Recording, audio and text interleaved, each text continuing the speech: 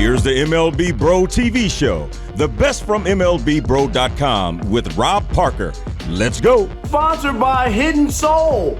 For the most exclusive kicks on the planet, go to hiddensoul.com. Welcome to the weekend. There were so many great stories on MLBBro.com this past week. In case you missed some, we'll take a look back. Let's start here. Malik Wright caught up with Toronto Blue Jays center fielder George Springer live on tape at the ballpark. All right, man. So you're up there and career leadoff homers, one of the best leadoff hitters ever. What type of mindset do you bring with the plate? How do you prepare for that first at bat? I just like the element of attack. You know, I like to just be who I am, which is an extremely aggressive hitter. But I like to kind of enjoy the moment. But I also like to try to set the tone. You know, whether that's hit a ball hard, have a good at bat, draw a walk, or whatever the case. Okay, now playing in Toronto, since you've been there, when you're on the field, they're one of the best teams in the league, high WAR. What's it been like playing in that for the country? It's something that you don't really know how to explain. It's something that you kind of take for granted, but understand at the same time. When you're putting on a Blue Jay jersey, you're representing a whole country, not just a market, which is pretty special for us.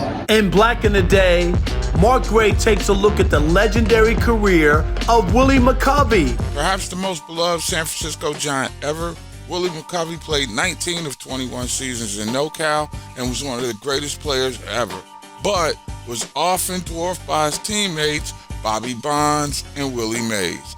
McCovey was a dead pull line drive hitter, which led some teams to introduce the shift against him long before it was fashionable.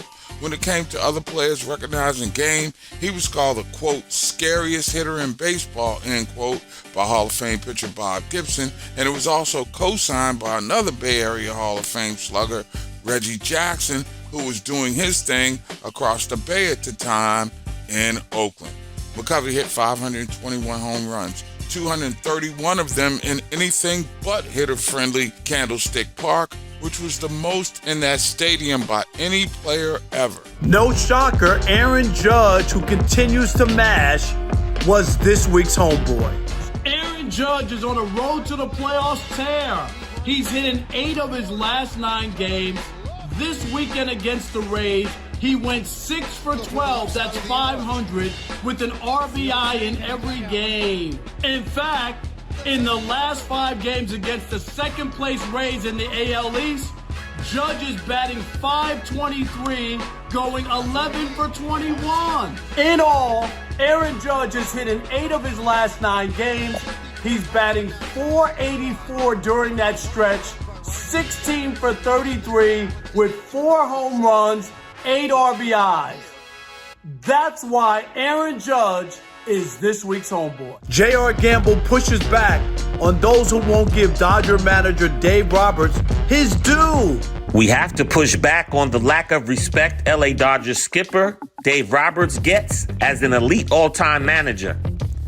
The LA Dodgers clinched the franchise's 10th consecutive postseason berth on Sunday, and MLB Bro manager Dave Roberts has been at the helm for 7 of them.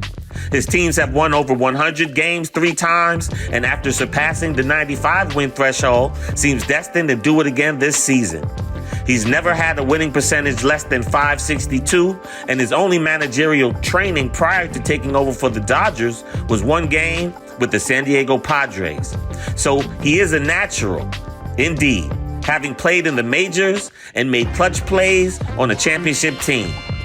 While people have often criticized Roberts for winning just 1 World Series, despite winning the National League West Division every season except 2021, we must also give him his props for winning consistently and despite some tough losses, always showing the resilience and belief that great managers with great teams display. On Take That, Charles Younger gives us the lowdown on Baltimore Orioles reliever Dylan Tate. Baltimore Orioles reliever Dylan Tate is a Roberto Clemente Award nominee and a key piece to the Orioles' surprising 74-67 record by having his career year in Charm City with a 2.59 ERA with 57 strikeouts over 66 innings and a minuscule .970 whip. The 28-year-old Tate is a former 4th overall pick straight out of UC Santa Barbara by the Texas Rangers in 2015. Tate would be traded twice before finding a home in Charm City and made his big league debut July 29th in 2019. Tate is one of only a few black relievers in baseball, and when it comes to the lack of black representation on the bump, Tate said that the cost of playing the game might be a reason. Baseball is one of those sports where it's an expensive sport. You know, the equipment costs a lot of money, and I think that's one way I could facilitate getting kids to get back into the game of baseball. That's our show for this week. I'm Rob Parker. We'll see you again next weekend. And all week long, check in on MLBBro.com for the best coverage of black and brown major league.